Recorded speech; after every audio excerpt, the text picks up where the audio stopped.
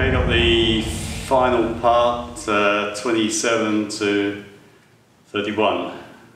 There's a link, there's a slight change in the to the full kata from these sections, so I'll just show that at the beginning.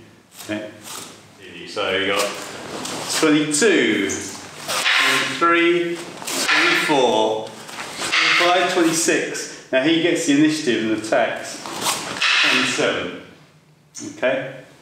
And that's how the kata continues with me this side of the kata going backwards.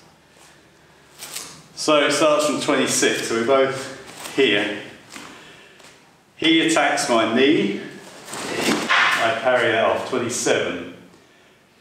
I now do a high thrust, 28. Now this hand needs to be above my head. Now this kind of high thrust downwards is really powerful. Yeah? If you can kind of drop down really strongly onto it. If you have your hand here, when he hits this, you will get smacked in the face. Okay? You do that once and you don't do it again.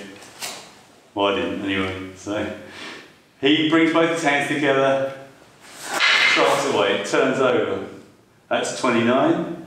And now I'll do a thrust. Now, for some reason these tend to come quite low, which makes it really difficult from here, but it should be a high thrust. So this is 30, he does a crossover strike, and then thrust. 31, it's very similar to finish 4, 5, 6. When I first started that was different, as far as I remember it was more like 4, 5, 6, which gives a better ending to it, more definite ending. 7, 29, 31.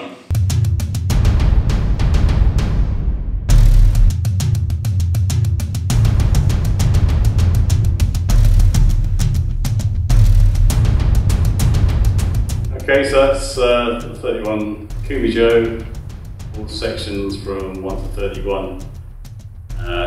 Try to keep it fairly basic, slowish. So we'll put the whole thing together on another video. Hope you learned something, and look forward to doing the whole thing with you. Okay, bye.